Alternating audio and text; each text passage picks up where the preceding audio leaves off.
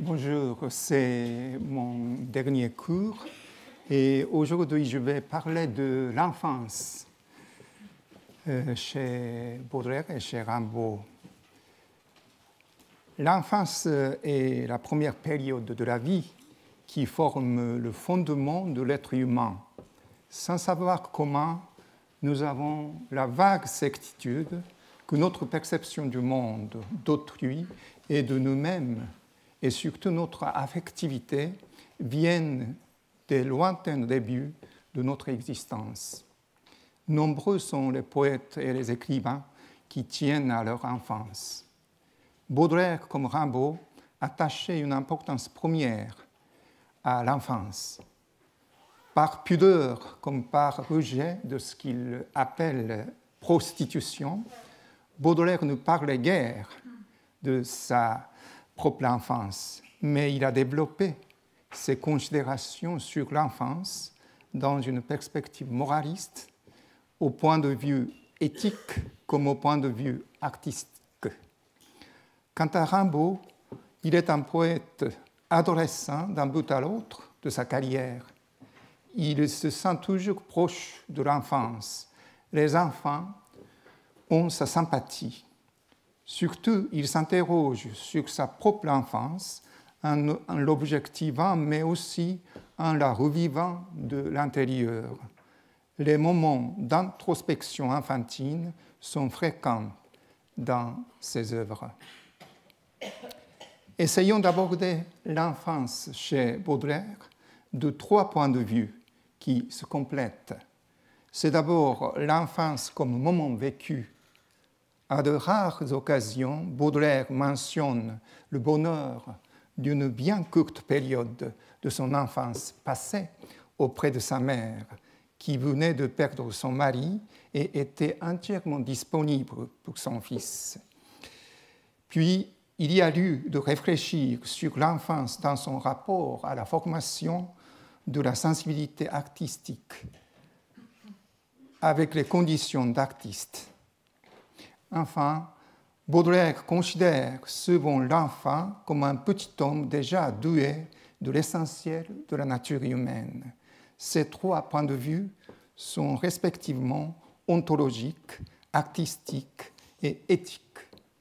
Nous les prendrons tour à tour.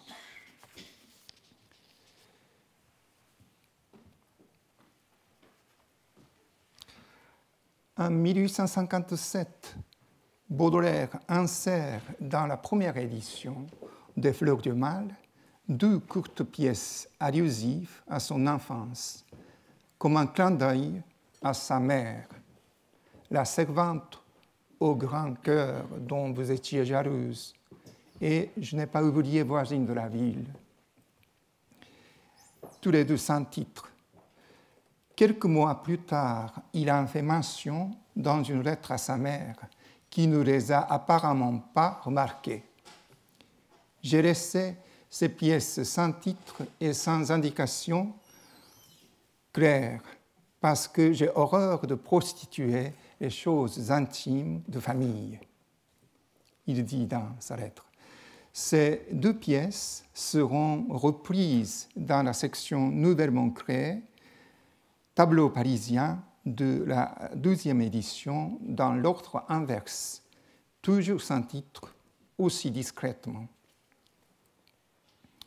François Baudelaire, père de Charles, meurt en février 1827. Caroline Dufayce, mère de Charles, se remarie avec le lieutenant-colonel Jacques Opic en novembre 1828. La période de moins de 2 ans qui sépare ces deux dates est plus exactement les 2 étés pendant lesquels la mère et l'enfant logeaient dans une maison à Neuilly, louée ou mise à leur disposition par des amis. Ils représentèrent pour l'enfant un paradis où il put monopoliser l'affection maternelle. Mais à l'été 1828, Opic est déjà fortement présent et en fin d'année, Caroline accouchera d'une fille mort-née. Le design cité sur l'écran s'encadre donc dans ce bonheur éphémère. Il est d'une seule phrase et coupé en deux parties par le point-virgule à la fin du vers 4. Je dis, je n'ai pas oublié, voisine de la ville, notre blanche maison, petite mais tranquille, sa pommade de plâtre et sa vieille baignue, dans un bosquet chétif cachant leurs membres nus, et le soleil le soir luisant et superbe qui, derrière la vitre où se brisait sa gerbe, s'embrait grand yeux verts dans le ciel curieux, contemplait nos dîners longs et silencieux, et versait largement ses beaux reflets de cierge sur la nappe flugale et les rideaux de serge.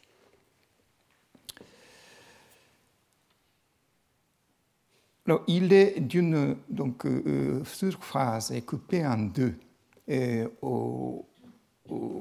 à la fin du vers 4.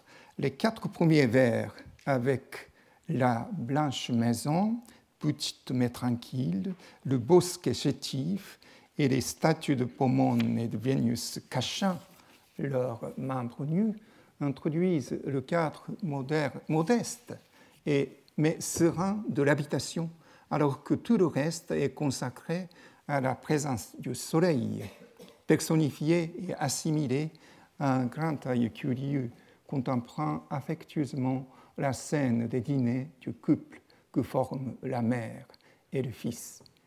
Exclu de l'espace intime, sa gerbe se brise contre la vitre. Il cherche pourtant à le recouvrir par ses reflets qui se répandent. Il est naturel de discerner dans ce soleil la figure paternelle réduite à une présence au second degré. Mais est-elle accueillie comme un tuteur protecteur ou rejetée comme un intrus malgré sa bonne intention? L'image est ambiguë. En tout cas, le poème dit que cette intimité entre mère et fils est devenue possible par le retrait de la présence paternelle. En 1861, Baudelaire évoquera cette époque dans une lettre à sa mère. Il y a eu dans mon enfance une époque d'amour passionné pour toi. Écoute et lis sans peur, je ne t'en ai jamais tant dit. Je me souviens d'une promenade en fiacre. Tu sortais d'une maison de santé où tu avais été relégué et tu me montras pour me prouver que tu avais pensé à ton fils, des dessins à la plume que tu avais faits pour moi. Crois-tu que j'ai eu une mémoire terrible? Ah, ça a été pour moi le bon ton de tendresse maternelle. Je te demande pardon d'appeler bon ton celui qui a été sans doute mauvais pour toi. Mais j'étais toujours vivant en toi, tu étais uniquement à moi, tu étais à la fois une idole et un camarade. C'est ce lien affectif, vrai et intense vécu par l'enfant de 5 ou 6 ans qui maintiendra chez Baudelaire un amour inébranlable pour sa mère, malgré son rapide remariage que l'enfant subit comme une trahison et ce long conflit avec son beau-père qui impliqua sa conjointe, la mère de l'enfant. C'est cette expérience d'amour réciproque qui a instauré en lui une confiance fondamentale malgré sa vision pessimiste de la méchanceté innée de l'homme. Nous connaissons de belles veuves traversant l'espace poétique baudelairien comme cette passante dont le regard l'a soudainement remettre à une passante. Ou cette jeune veuve décrite dans le poème en prose, les veuves, grande, majestueuse et si noble dans tout son air. La qualification est quasi identique à celle d'une passante. Veuve, vêtue également en grand deuil, faisant un éclatant contraste avec la masse populaire autour d'elle, elle écoute de loin, dans la zone gratuite, l'orchestre militaire. En passant près d'elle, le narrateur aperçoit un enfant qu'elle tient par la main, comprend qu'elle économise le prix d'entrée pour subvenir aux besoins de son fils, ce qui rejoint la nappe frugale des dîners dans le 10 ans que nous avons vu tout à l'heure.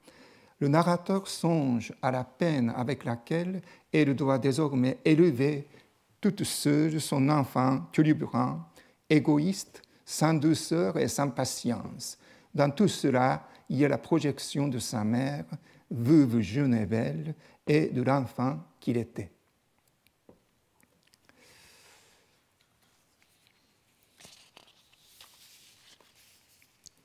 Alors que le 10 ans, je n'ai pas oublié voisine de la ville, déclare que le souvenir du moment heureux de l'enfance est toujours vif. La servante au grand cœur, insérée comme l'autre volet du petit diptyque dans Les Fleurs du mal, le poète s'adressant toujours à sa mère s'accuse et l'accuse d'avoir laissé dans l'oubli Mariette, la servante qu'il avait tant gratifiée de sa tendresse maternelle quand il était petit.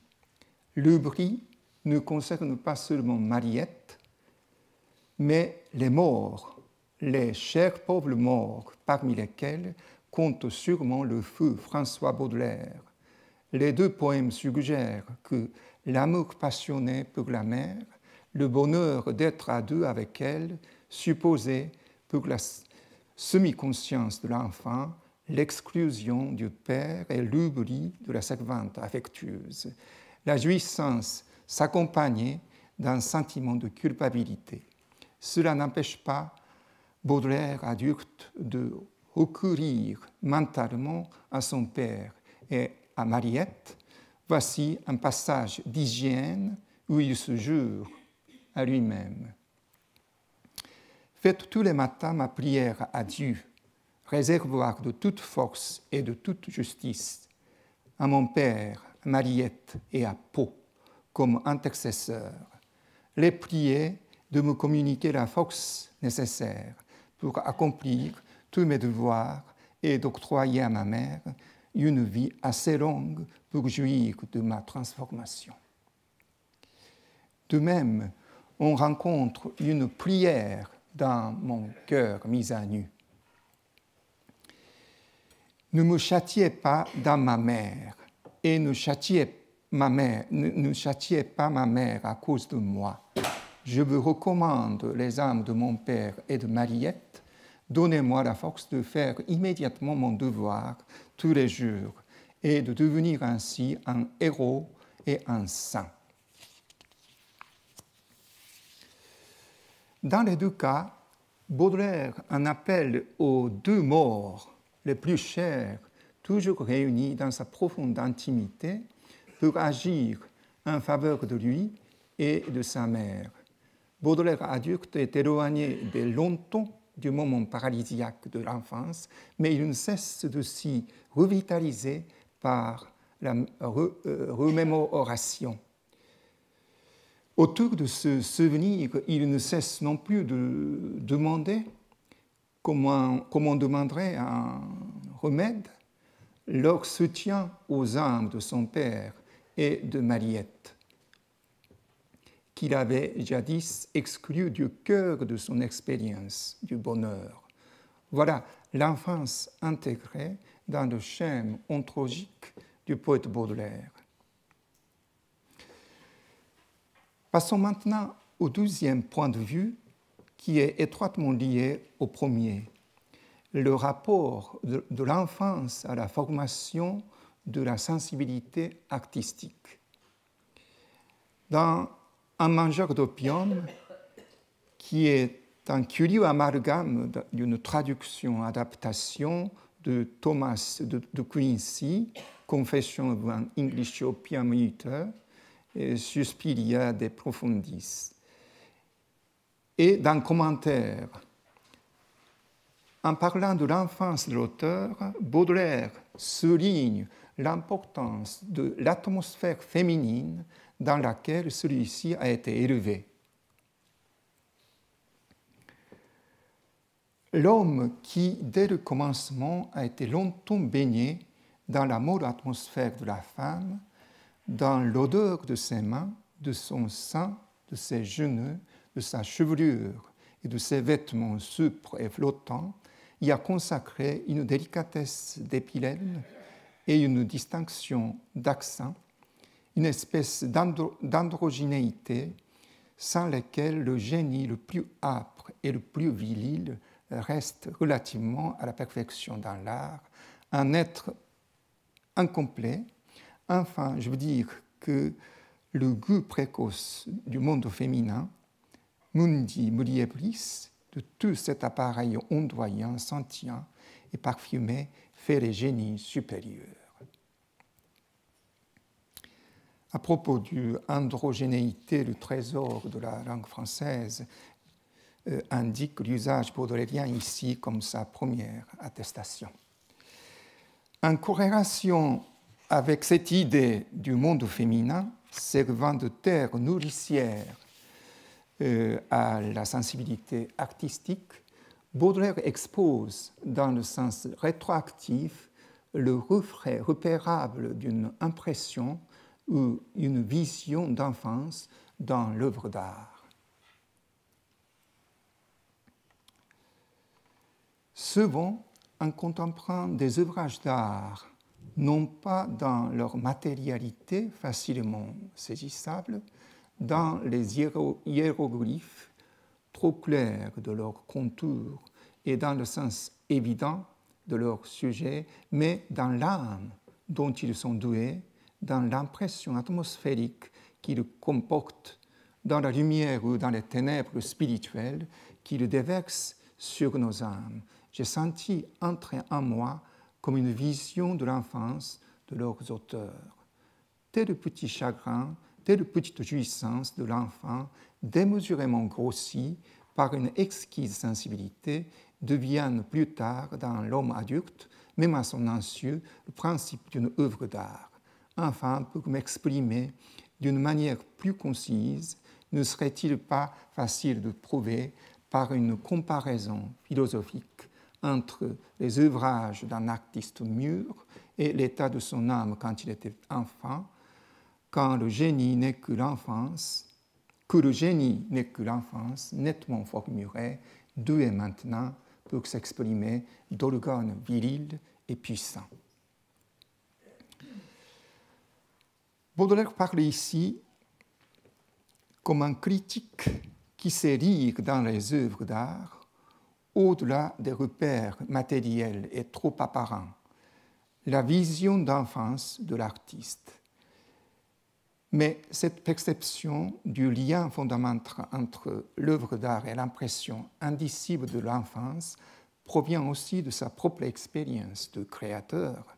Si, concernant l'art, Baudelaire attache tant d'importance à l'enfance, ce n'est pas parce qu'il croit à la pureté ou à l'innocence de l'enfant. Au contraire, comme nous le verrons dans un instant, l'enfant est pour lui un être féroce, égoïste et cruel. Il est déjà un homme en miniature. C'est bien plutôt parce que l'enfant est un être de sensibilité et de curiosité. Dans le peintre de la vie moderne, j'ai mis donc 3 extraits. L'enfant voit tout en nouveauté, il est toujours ivre. L'homme de génie a les nerfs solides, l'enfant les a faibles. Chez l'un, la raison a pris une place considérable, chez l'autre, la sensibilité occupe presque tout l'être. Mais le génie n'est que l'enfance retrouvée à volonté, etc. Dans Le peintre de la vie moderne, qui a été publié en 1963, c'est un essai sur Constantin Guis, mais dont la rédaction est à peu près contemporaine de celle d'un mangeur d'opium, Baudelaire développe davantage cette idée de génie enfant. Il dit « L'enfant voit tout en nouveauté, il est toujours ivre », en comparant le génie adulte et l'enfant, il dit l'homme de génie a les nerfs solides, comme on l'a vu, l'enfant les a faibles, etc. Si la définition de génie enfant dans Un mangeur d'opium met l'accent sur ce qu'il faut à l'enfant pour être un génie, la première définition de génie dans le peintre de la vie moderne le met inversement sur ce qu'il faut au génie désormais doué de la capacité d'expression pour être toujours un génie. Mais le génie n'est que l'enfance retrouvée à volonté. C'est ce sens-là. L'enfance retrouvée, c'est la sensibilité, la curiosité, la capacité de s'émerveiller incessamment. Le génie de l'enfance, tel que Guise l'incarne, est un génie pour lequel aucun aspect de la vie n'est émoussé. Baudelaire compare Guise à un éternel convalescent aussi, à l'instar du héros narrateur de L'homme des foules d'Edgar Poe, qui, revenu du bord de la mort, voit le monde tout neuf comme l'avait. Guise est pour lui un artiste qui serait toujours spirituellement à l'état du convalescent. En considérant les chagrins d'enfance de De Quincey, Baudelaire imagine l'itinéraire qu'un enfant élevé dans un monde féminin et marqué par une sensibilité androgyne aurait parcouru pour arriver à l'état d'un artiste doué du moyen de s'exprimer, alors que le génie incarné par Guise lui montre comment l'enfance se retrouve, se réactualise sans cesse pour lui révéler la vie sous un jour toujours nouveau. Ici, il n'est plus de question de la représentation de l'enfance. L'enfance recèle le secret de l'artiste et de l'art.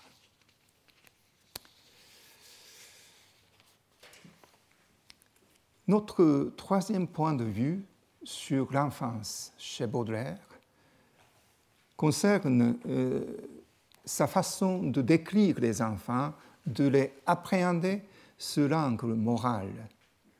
C'est le spleen de Paris qui fournit le plus de matériaux de réflexion sur cette question. Aux yeux de Baudelaire, l'enfant n'est pas seulement un embryon d'artiste, il est une sorte d'animal inéduqué, agissant au gré des sollicitations du désir. Il est même inférieur à l'animal pur, comme le chien, comme le chat, dit Baudelaire à la fin des Veuves, puisqu'il ne sait pas servir de confident aux douleurs solitaires. Nous examinerons deux illustrations de cet animal impur. Prenons d'abord le jeu-jeu du pauvre. La matrice de ce poème en prose est morale de jeu-jeu, à moitié récit, à moitié essai sur la formation du sens esthétique chez l'enfant auprès du jouet. Le narrateur commence par raconter le plaisir d'offrir au cours de ses flâneries de petits jeux dans ceux aux enfants pauvres. D'abord méfiant de ce cadeau inattendu, il ne tarde pas à l'agripper pour s'enfuir, comme font les chats qui vont manger loin de vous le morceau que vous leur avez donné. Ensuite, le poème en prose dirige le regard du lecteur vers la scène du face-à-face des deux côtés d'une grille d'un joli garçon bien habillé avec un joli château à l'arrière-plan et un jouet perfectionné de luxe abandonné par terre et d'un garçon chétif et couvert de suie montrant à l'enfant riche son jeu qu'il agace dans une boîte grillagée et qui se révèle un rat vivant. Voici le commentaire conclusif du narrateur. Et les deux enfants se riaient l'un à l'autre fraternellement avec des dents d'une égale blancheur. Ce commentaire, un jouet, est volontairement trompeur. Il peut souligner la possibilité de communication entre les deux garçons au-delà de la différence des conditions sociales, malgré le ton parodique évident avec la mention des trois éléments de la devine de la République française. Il peut aussi suggérer l'idée que le jouet artificiel, si luxueux et si perfectionné qu'il soit, n'égare pas un jouet vivant pour capter la curiosité des enfants. Mais derrière ces allusions anodines s'en cache une autre, celle de la cruauté des enfants. Rappelons que les pauvres enfants à qui le narrateur a le plaisir d'offrir des jouets danseux sont comparés à des chats.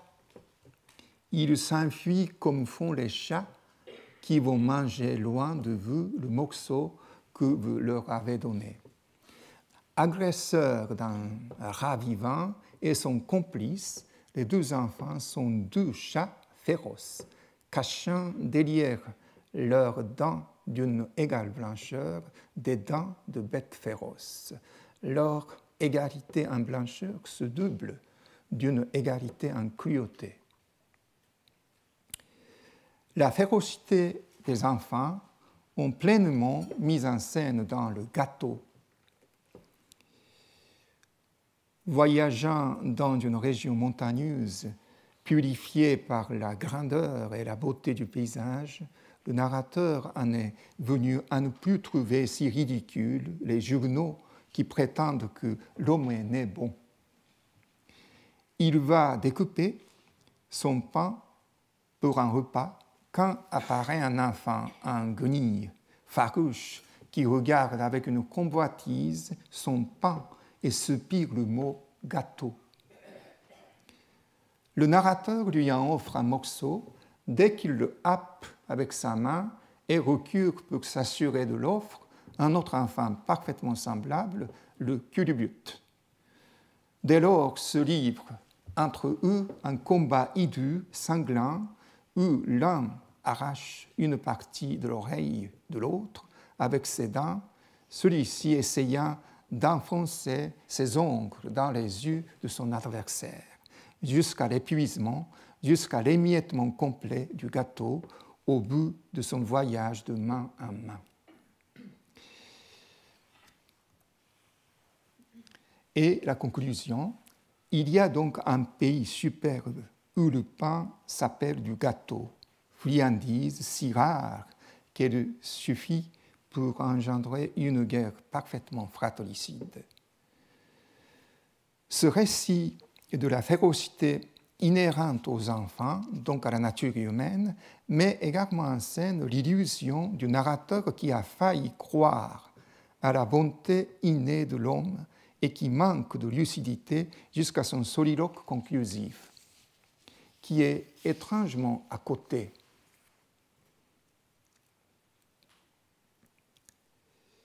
Voilà, nous avons examiné trois aspects de l'enfance baudelairienne. L'enfance enfuie au fond des années profondes qui continue pourtant d'éclairer la vie du poète et de lui donner confiance. L'enfance comme fondamentale de l'artiste et de l'art et l'enfance déjà porteuse de la cruauté humaine, du péché originel. Passons maintenant à l'enfance chez Rimbaud. Dans le cas de Rimbaud, comme dans celui de Baudelaire, la question de l'enfance concerne à la fois sa représentation et son rôle au sein de la création. Mais Rimbaud, le poète, est en adressant l'enfance n'est pas assez loin de lui pour qu'il la pose vraiment comme objet de réflexion.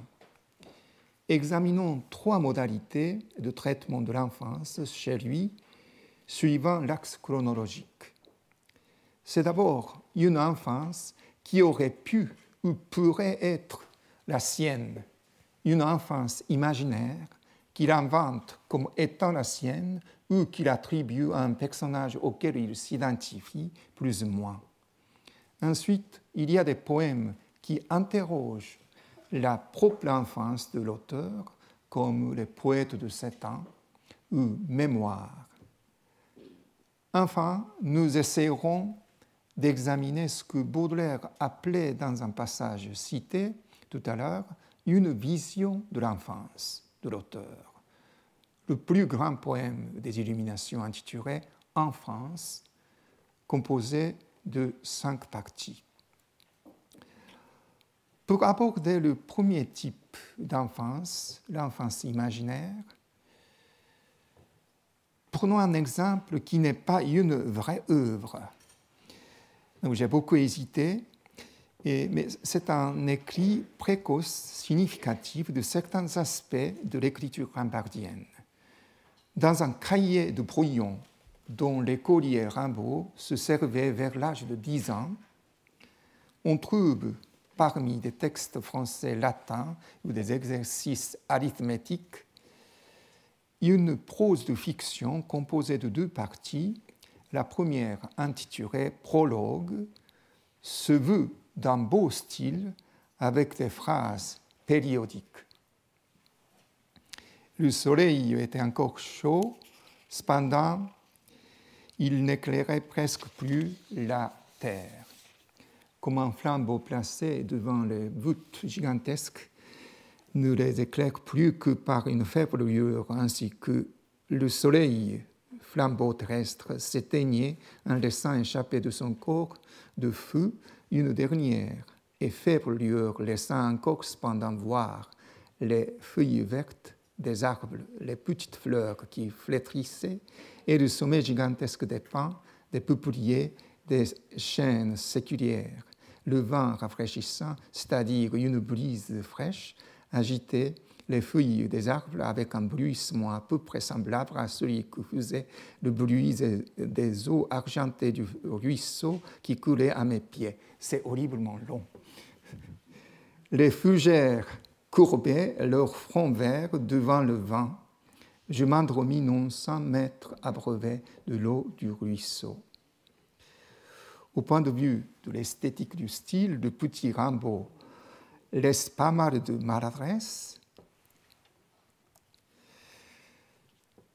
L'usage répété de mêmes mots comme gigantesque, faible lueur ou ruisseau, la reprise inutile du vent rafraîchissant par une brise fraîche, la précision inutile par l'atténuation à peu près, le pléonasme, bruissement, bruit, etc. Mais il ne faut pas critiquer un garçon de 10 ans, même si c'est un génie.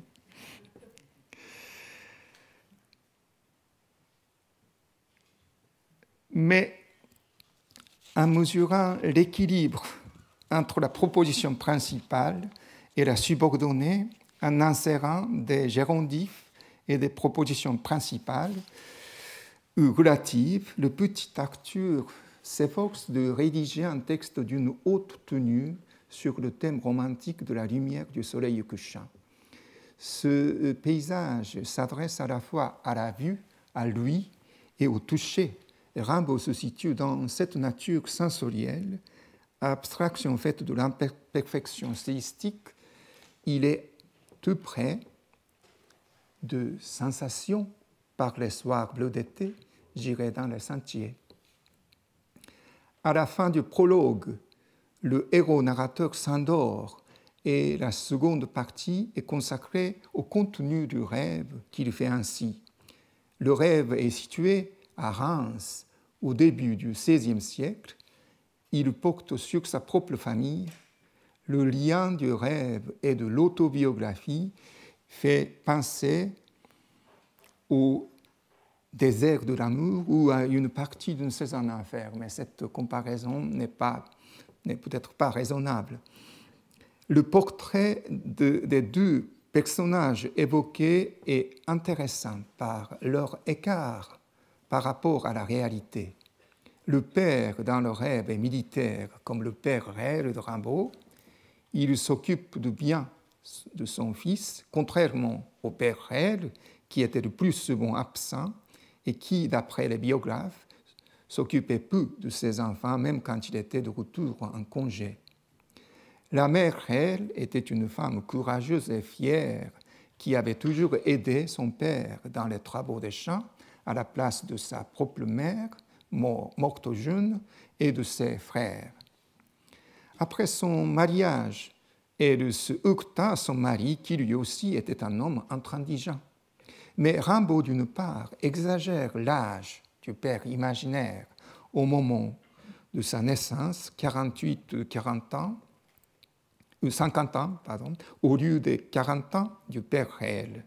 Et d'autre part, transforme sa mère réelle en une jeune femme, douce, calme, s'effrayant de peu de choses et cependant tenant la maison dans un ordre parfait.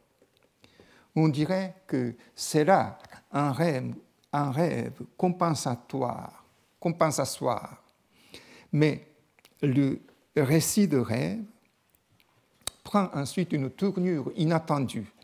Le portrait de Dieu est celui d'un fils choyé par ses parents, mais aussi d'un élève insoumis qui met en question la nécessité d'apprendre du grec ou du latin pour être reçu, puis trouver une place, voire d'apprendre l'histoire ou la géographie. Il finit par déclarer qu'il sera rentier. Moi, je serai rentier.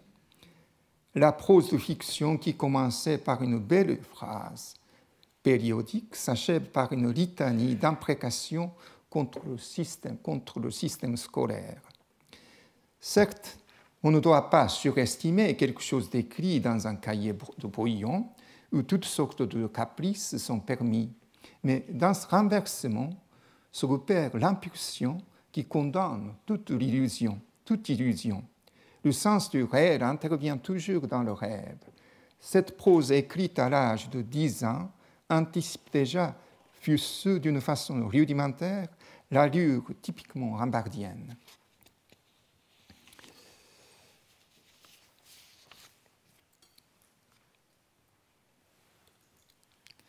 Alors maintenant, je vais lire une partie des poètes de ces temps qui porte la date mai 1871, 26 mai 71, c'est-à-dire 11 jours après la célèbre lettre du voyant, 15 mai 71, et est adressé au même Paul Démény. Ce poème lui est dédié et lui sera envoyé dans la lettre du 10 juin. Rimbaud, alors âgé de 16 ans et demi, tente un autre portrait 9 ans après le cahier de Brouillon. C'est un essai de ressaisissement de soi. Tout est vu et interprété par le regard rétrospectif du poète. D'une facture réaliste, le poème accumule, sans forcer de lien entre elles, des scènes ou anecdotes concernant le poète de 7 ans et relevant de saisons, d'heures, de circonstances différentes. Ce portrait de l'enfant à 7 ans décrit 2 fois l'affrontement de la mère et du fils au début et au milieu. Les 4 premiers vers représentent le travail forcé sur la surveillance de la mère et qui est insensible au stress de l'enfant. Le « et » initial. Et la mère, fermant le livre du devoir, s'en allait satisfaite, très fière, sans voir dans les yeux bleus et sur le front plein d'éminence l'âme de son enfant livrée aux répugnances. Ce « e » initial œuvrant le poème vers le ton qui le précède suggère la durée de ce travail forcé. Le second affrontement, plus bas, entre le vers 22 et 30, reconstitue la scène où la mère surprend avec effroi son fils fréquentant des enfants du voisinage, sales et puants. Le fils, prenant l'effroi maternel pour un signe d'amour, se jette avec joie dans le sein de la mère. Ainsi, tout s'est apaisé, mais le poète de 16 ans commente rétroactivement ce qu'il y avait alors de mensonge chez la mère, métonymiquement dans son bleu regard. Quel était le mensonge dont le poète de 7 ans ne s'est pas aperçu? C'est que l'effroi de la mère n'était pas motivé par un vrai amour, mais par un simple souci hygiénique. Elle craignait que son fils n'attrape la gale ou quelque autre maladie contagieuse à cause des enfants du voisinage. Comme le vers 3 le dit, le fils a les yeux bleus de sa mère et à son sujet sont mentionnés d'actes d'hypocrisie. Au vers 7, la mère et le fils sont menteurs, tous les deux. Ainsi, ce poème est fondé sur la supériorité en expérience et en connaissance du poète de 16 ans sur le poète de 7 ans. Pour emprunter l'expression baudelairienne, le poète de 16 ans est le génie enfant doué maintenant pour s'exprimer de l'organe viril et de l'esprit analytique. Toutes les notations proviennent de leur décalage. Dans la seconde moitié du poème, la suite des vers cités, c'est-à-dire entre vers 32 et 60, le poète de 16 ans énumère les éléments qui caractérisent le poète de 7 ans, embryon du poète. Les récits d'aventures qu'il imaginait, qu'il appelait romans, le support visuel des journaux illustrés pour activer son imagination, le premier contact physique avec une petite fille de voisinage, la lecture forcée de la Bible le dimanche, la sympathie pour les ouvriers, le pressentiment fiévreux d'un départ, etc., qui anticipe le bateau ivre. En revanche, dans quelques 15 vers intercalés entre les deux scènes d'affrontement entre la mère et le fils, entre le vers 5 et le vers 21, de nombreuses notations restent inexpliquées. Et pour moi, c'est toujours déconcertant cette partie du poème. Tout le jour, il suait d'obéissance, très intelligent, pourtant des tics noirs. Quelques traits semblaient prouver en lui d'actes d'hypocrisie. Dans l'ombre des couloirs aux tentures moisies, en passant, il tirait la langue. Les deux poings, haleine, et dans les yeux fermés, voyait des points. Une porte s'ouvrait sur le soir. À la lampe, on le voyait là-haut qui râlait sur la rampe, sous un golfe de jour pendant du toit. Il était surtout vaincu stupide, il était entêté à se renfermer dans la fraîcheur des latrines. Il pensait là tranquille et livrant ses narines quand l'avait des odeurs du jour, le jardinier derrière la maison en hiver sillonné, gisant au pied d'un mur enterré dans la marne, et pour des visions écrasant son œil d'arne, il écoutait grouiller les galeux espaliers. Tous ces tics et tous ces gestes étranges, apparemment insignifiants, ont été peu commentés.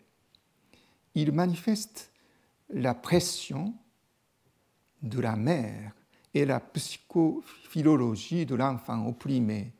Le poète de 7 ans les avait contractés. Le poète de 16 ans ne manque pas de les noter, mais il ne les explique pas. Ils sont sans doute inexplicables, mais pour le génie enfant désormais doué de l'esprit d'analyse, même pour le génie enfant doué de l'esprit d'analyse, l'essentiel est que cette part obscure n'a pas été supprimée, mais occupe bien sa place dans le poème. Le poète de 7 ans ne peut pas tout expliquer du poète de 7 ans. Chacun a une part opaque, même pour soi-même. Alors, enfin, je voudrais voir une partie d'enfance dans les illuminations. Ce poème composé de 5 parties numérotées de chiffres romains.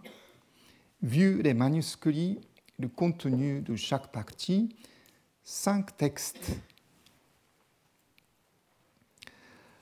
5 textes séparément rédigés et ont probablement été regroupés autour du thème de l'enfance, lui-même très malléable, au moment où il fut question de la composition du recueil, plutôt qu'un seul poème en 5 parties ne fut conçu dès l'abord.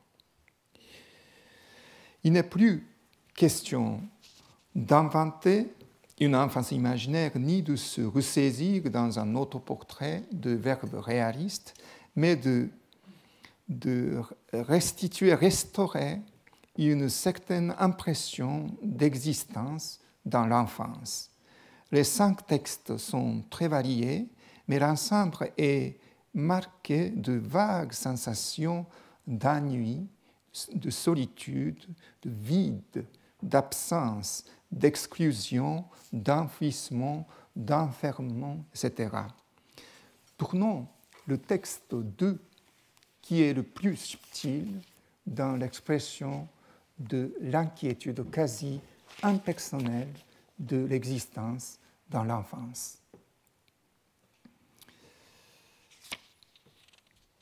C'est elle, la petite morte, derrière les rosiers. La jeune maman trépassée descend le perron. La calèche du cousin crie sur le sable.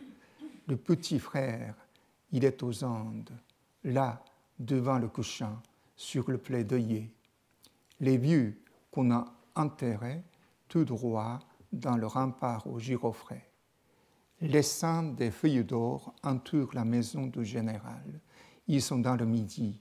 On suit la route rouge pour arriver à l'auberge vide. Le château est à vendre. Les persiennes sont détachées. Le curé aura emporté la clé de l'église. Autour du parc, les loges des gardes sont inhabitées. Les palissades sont si hautes qu'on ne voit que les cimes bruissantes. D'ailleurs, il n'y a rien à voir là-dedans. Les prés remontent au hameau sans coque, sans enclume, les crues élevées, oh, les calvaires et les moulins du désert, les îles et les moules, les fleurs magiques bourdonnées, des taliules versées, des bêtes d'une élégance fabuleuse circulaient, les nuées s'amassaient sur la haute mer, faite d'une éternité de chaudes larmes. Les membres de famille morts ou absents sont là. Ce sont 5 visions, 5 spectres. Le tiret donne l'impression d'une succession d'apparitions dans l'alinéa 1 et une série de lieux dans l'alinéa 2, une série de lieux où ceux qui doivent s'y trouver sont absents. La maison du général, l'auberge vide, le château, l'église, le parc. Le regard se déplace d'un point à l'autre. Puis, dans l'alinéa 3, la généralisation, accélération du vide et de l'absence. Ceux-ci se répandent sur la surface entière ou dans l'espace entier. Et jusque-là, la subjectivité du narrateur est contrôlée et elle se fait sentir seulement dans la conjecture. Le curé aura emporté la clé de l'église. Ou dans le commentaire désabusé, d'ailleurs, il n'y a rien à voir là-dedans. Ou dans l'usage de « on ». Mais la dernière phrase exclamative de l'alinéa 3, « Oh, les calvaires et les moulins du désert, les îles et les moules », relève l'émotivité comme pour annoncer le changement subit et complet du monde dans le dernier alinéa. si la subjectivité du narrateur se manifeste dans le dernier alinéa, ce n'est pas à la première personne ni comme sujet, mais à la troisième personne et comme complément d'objet direct. Le, il y a noté en italique, dont l'identité est ambiguë. De plus, le ton change du présent à l'imparfait. Ce que montrent tous ces changements, c'est que le narrateur est le sujet de la vision. Le narrateur qui est le sujet de la vision prend conscience de soi comme d'enfant et que la vision, jusqu'alors atemporelle, se transforme en souvenir. Loin d'appréhender le monde dans sa propre perspective, cet enfant qu'il était autrefois est vexé par le monde. Il est dans le danger de perdre son identité et de s'enfuir dans le monde. Les nuées étant la projection des émotions pathétiques, la vision de la fusion du microcosme intérieur, chaud de larmes, et du macrocosme haute mer, correspondrait au point culminant d'une telle angoisse. L'inquiétude similaire se retrouve dans Enfance 4, quatrième texte, dans un décolle analogue. Je serais bien l'enfant abandonné sur la jetée partie à la haute mer, le petit valet suivant l'allée dont le front touche le ciel. Le narrateur souhaite aussi avoir l'expérience d'un enfant abandonné. Je serais bien l'enfant abandonné. Ça peut être interprété comme une sorte de souhait. Se sentir sans appui, sans famille, être un enfant abandonné n'est pas forcément un sort négatif. Pour Rimbaud, s'il tente dans l'enfance une série de variations plus ou moins similaires, c'est qu'il trouve aussi un attrait vif dans ce sort, se sentir petit devant l'immensité du monde, c'est aussi s'encourager à se projeter dans l'inconnu. Alors, à ce sujet, on peut très bien évoquer un passage d'une saison en enfer dans Mauvais sang. Encore tout enfant, j'admirais le forçat intraitable sur qui se referme toujours le bagne. Je visitais les auberges et les garnis qu'il aurait sacrés par son séjour. Je voyais avec son idée le ciel bleu, le travail fleuri de la campagne. C'est peut-être modélé sur Jean Valjean de Victor Hugo. Donc,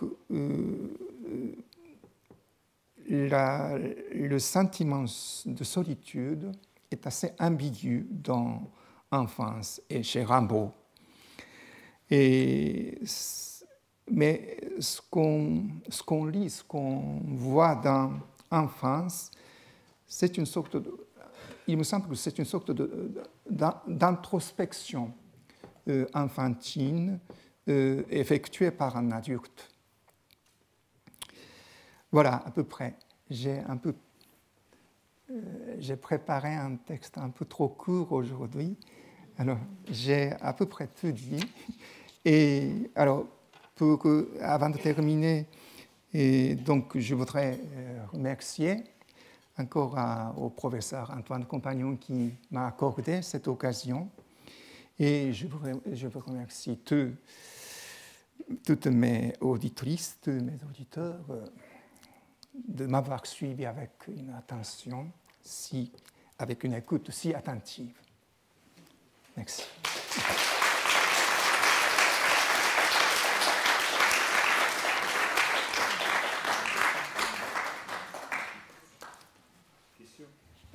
Alors tu as choisi donc des thèmes pour cette confrontation des deux poètes, le voyage et l'enfance. Tu avais commencé par une leçon sur les forme, plutôt, formelle. Oui. Est-ce qu'on peut tirer des conclusions de cette confrontation ou de cette... Le choix de 4 points de croisement était un peu au hasard. Et il y en a une dizaine ou même quinzaine qu'on peut choisir. Et en quittant le Japon, je n'avais pas tout à fait décidé, 3e, 4e. Mais au bout de 2e fois, j'ai choisi qu'il vaudrait mieux parler du poème en prose et puis de l'enfance. Et puis de l'enfance. Et alors, quels sont les points que tu as laissés de côté, puisque tu dis que tu n'avais pas décidé? Oui. Les points qui auraient pu faire l'objet d'autres leçons. Oui, dans les 2 premières leçons, je suis parti d'un signe matériel. La première fois, c'était la correspondance, dont Rimbaud était bien conscient en écrivant la lettre du voyant du 15 mai. Et au 2e cours, c'était le voyage de Baudelaire, la notion d'inconnu pour trouver du nouveau, etc. Peut-être que ça se reflète dans la lettre du voyant, mais le croisement, vraiment la preuve matérielle de leur croisement est mince. C'est plutôt... J'ai abordé plutôt la question, la comparaison, en les considérant comme presque contemporains. Et ils partageaient un certain nombre de problèmes, de questions, qu'ils ont traités chacun de sa façon. Et sur ce point-là, le poème en prose est très intéressant comme sujet. Et l'enfance, mais pour 60 minutes, je ne peux pas dire grand-chose. Pour l'enfance, il y a beaucoup de choses à dire. Oui, voilà, pas de conclusion, mais...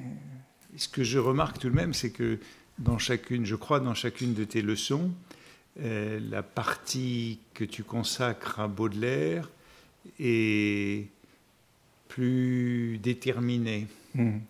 Par exemple, encore aujourd'hui, parlant de Baudelaire, tu nous as dit qu'il y avait un plan en 3 parties pour aborder cette question de l'enfance chez Baudelaire. Donc tu pouvais le regrouper sous 3 rubriques.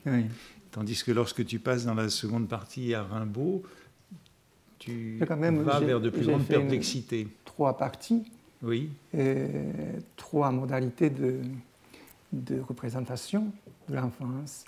Mais oui, en hésitant. En hésitant.